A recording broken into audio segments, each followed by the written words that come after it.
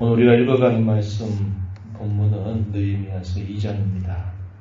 우리가 어제 읽었던 1장의 내용에 보면 전에 에스라가 하나님 앞에 그 백성들의 죄와 허물을 보고서 하나님 앞에 간절하게 통곡하면서 회개의 기도를 올렸던 것처럼 이 느헤미야 1장에서도 보면 느헤미야가 이방의 왕궁에 있으면서 예루살렘의 성이 황폐해 있는 그 모습을 보고 하나님 앞에 자신들의 죄악, 오랜 세월 동안 하나님 앞에 범한 그 죄를 마치 자신의 범죄처럼 고백하면서 하나님께서 긍휼히 여겨주시기를 기도했습니다.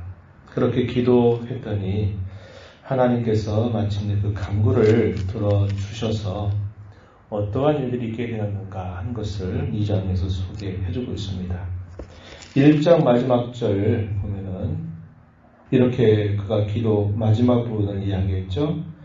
주의 종이 형통하여 이 사람 앞에서 은혜를 입게 하옵소서 하였다. 이렇게 말합니다. 이 사람은 당시 왕이었던 아닥사스다 왕입니다. 왕에게 은혜를 입게 해달라 이렇게 기도를 올립니다. 그 내용 속에서는 자기가 어찌하든지 황폐해져 있는 그 예루살렘의 성을 어떻게든지 세워야 되겠다 하는 그 마음에 기대와 바람이 있었던 겁니다. 그런 기대를 가지고서 하나님께서 왕의 마음을 움직여 주시기를 기도한 겁니다. 그런데 그의 기도는 이렇게 한 차례 하고 끝난 기도가 아니라 오늘 우리가 읽은 2장 1절 말씀에 보면요. 기도한 시간이 적어도 4개월 정도 계속적으로 하나님 앞에 기도를 올렸다는 것을 알게 됩니다. 1장에 보게 되면 그가 기도를 하게 된 그때가 유대의 그 원력, 달력으로는 기슬루월로 이렇게 표현되어 있어요. 그런데 2장 1절에 보면 니산월 이렇게 표현되어 있죠. 그래서 기슬루월 이때는 한 11월 중순 내지는 12월 중순에 해당되는 때고요. 니산월이라고 말할 때는 3월이나 4월 중순 말이에요. 그러니까 무려 그가 하나님 앞에 간절하게 기도한 시간이 4개월이라고 하는 시간 정도를 계속적으로 이런 내용을 가지고 하나님 앞에 기도하면서 또 자신이 술 맡은 관리로서 또 왕에게 자기의 주어진 본분을 잘 감당했다는 것을 말해줍니다. 4개월 정도가 되니까 이제 하나님께서 어떻게 일하시는지를 보여주시는데요. 왕이 느헤미야의 얼굴에 수심이 가득 차는 것을 유심히 보게 된 겁니다. 그리고 그것에 대해서 네가 무슨 일이 있는지 왜 이렇게 얼굴에 수심이 가득하냐라고 묻게 되면서 이제 그 일이 하나하나 진행이 돼서 마침내 느헤미야가 왕의 호의를 입어서 무너져 있는 이 예루살렘에 도착을 하게 됩니다. 그리고 그 성벽의 형편들을 쭉 살펴보게 되는 내용들, 이것이 2장에 표현이 되어 있다 한 겁니다. 1절로부터 8절의 내용에서는 느헤미야와 왕과의 대화의 내용이 소개됩니다. 그래서 느헤미야는 왕에게 부탁을 드리는 내용이 소개가 되고요. 중반 9절로부터 16절 내용에서는 왕의 호의를 입어서 느헤미야가 마침내 이 예루살렘에 도착을 하게 됩니다. 그리고서는 그 성벽의 상황을 조용히 밤에 시찰하는 겁니다. 그런 모습을 살펴보고 후반부에 가서는 이제 백성들의 지도자들 그리고 백성들을 모아놓고 우리가 이 무너져 있는 성벽을 건축하자. 하나님이 이 일들을 우리에게 도우실 것이다. 이것을 이야기하면서 이제 성벽을 다시 재건하는 일을 시작하려고 합니다. 그런데 거기에는 반대자가 또 있다는 것을 보여주죠. 많이 들어본 이름일 겁니다. 세 사람의 대표적인 이름이 등장하게 되는 내용이 나타나요. 그 대적자들 앞에서, 방해자들 앞에서 느헤미야는 이렇게 말하죠. 하늘의 하나님이 우리로 형통하게 해주실 것이고 너는 이 예루살렘과 아무런 상관이 없는 자들이다. 이렇게 답변을 한 모습이 이 2장 마지막 부분에 소개가 됩니다. 그 내용을 조금 살펴보면서 또 우리가 주시는 교훈을 함께 나누기를 원합니다. 한 4개월 정도가 지나가게 되니까 느헤미야의 얼굴에 수심이 있는 것을 왕이 자세하게 보게 되면서 이 왕이 느헤미야에게 묻습니다. 내가 아픈 것 같지 않고 병에 걸린 것 같지 않은데 왜 얼굴에 그렇게 수심이 가득하냐 왕이 묻는 겁니다. 만약에 하나님이 은혜를 주지 않았다면 굳이 물어볼 필요가 없어요. 우리가 고대의 그런 이야기들을 잘 알지만 술, 음식 이것은 왕이 날마다 먹는 것입니다. 먹고 마시는 거기 때문에 그 부분에서 조금이라도 왕이 미심적인 일이 생기거나 그렇게 되면 굳이 물어볼 필요가 없어요. 바로 처단할 수 있는 겁니다. 왜냐하면 왕의 생명과 직결되기 때문에 그래요. 그런데 왕이 화를 내는 것이 아니라 도리어 너 도대체 무슨 일이 있냐? 얼굴에 왜 이렇게 수심이 가득하냐? 이렇게 묻는 거죠. 이 말은 왕의 마음을 하나님 움직이셨다라는 것을 우리가 알게 되고 또 그가 술 맡은 관리로서 얼마나 왕과 신실한 관계를 맺어왔는가 하는 것을 우리에게 보여준다 이 말이죠. 느헤미야가 왕에게 대답합니다. 내 조상들의 묘실이 있는 성읍 이 예루살렘이 이제까지도 황폐하고 성문이 다 불타버려 있는 상황이라 제가 얼굴에 이렇게 수심이 가득합니다. 근심이 됩니다. 라고 왕에게 말하게 돼요. 그랬더니 왕이 묻습니다. 그러면 내가 뭘 좀 해주면 좋겠냐 이렇게 물어요. 그러니까 이 느헤미야가 대답하기를 왕께서 내게 은혜를 주신다면 나로 유다 땅 나의 조상들이 있는 이 묘실 그곳에 저를 좀 보내서 그 성을 건축하도록 허락해 주시옵소서 이렇게 요청을 합니다. 왕이 그 말을 듣고서는 그 말을 기쁘게 여깁니다. 그래 다녀와라 이렇게 허락을 해주면서 대신 언제까지 돌아올지를 기한을 정해서 다녀와라 이렇게 왕이 허락을 해주게 돼요. 그때 이 느헤미야는 왕에게 요청합니다. 왕께서 조서를 좀 써주십시오. 2개의 조서를 요청하는데 하나는 강 서쪽에 있는 총독들에게 내리는 조서를 하나 써달라고 합니다. 또 하나의 조서는 삼림을 총감독했던 이 삼림 감독 아삽에게 조서를 하나 내려달라고 부탁을 합니다. 강서쪽에 있는 총독들에게 내리는 조서의 내용에서는 유다까지 통과하는데 아무런 거침이 없도록 허락하는 것을 적어달라고 부탁을 드리고 왕의 삼림감독이었던 아삽에게 내린 이 조서에는 그 예루살렘의 성벽을 제거하는데 필요한 모든 것들을 제공해달라고 좀 허락해달라고 요청을 하게 됩니다. 왕이 그것을 흔쾌히 허락하게 돼요. 그때 그것을 두고 뭐라고 설명을 했느냐 8절 가서 한번 보세요. 8절을 하반절에 보니까 이렇게 설명했습니다. 내 하나님의 선한 손이 나를 도우심으로 왕이 허락했다 이렇게 말합니다. 자신이 간절하게 기도했던 그 내용을 4개월 동안 간절하게 기도하던 중에 이제 하나님께서 때가 되니까 하나님 왕의 마음을 움직여서 하나하나 이 일들이 진행되도록 이끌어 가시는 것을 본 겁니다. 그러면서 하나님의 선한 손이 도우셨다 이렇게 그 상황을 해석하고 있어요. 그리고 나서 이 왕의 허락을 받아서 이제 예루살렘으로 향하게 되는데 왕이 여기에다가 더 호의를 베풀어줘요. 그게 뭐냐면 그곳에 가는 동안에 그들의 안위를 지켜 주기 위해서 군대 장관과 마병을 느헤미야에게 함께 보내게 됩니다. 그래서 마침내 이 느헤미야가 예루살렘에 도착을 하게 돼요. 이 도착했다고 하는 소식이 누구에게 알려졌느냐? 이스라엘 백성들에게 당연히 알려졌겠죠. 그런데 당시의 방해꾼, 이 대적자들의 대표, 이 사람들에게도 이 사실이 알려지게 되니까 이게 무슨 일이냐 하면서 이들이 근심하게 되었다고 이야기합니다.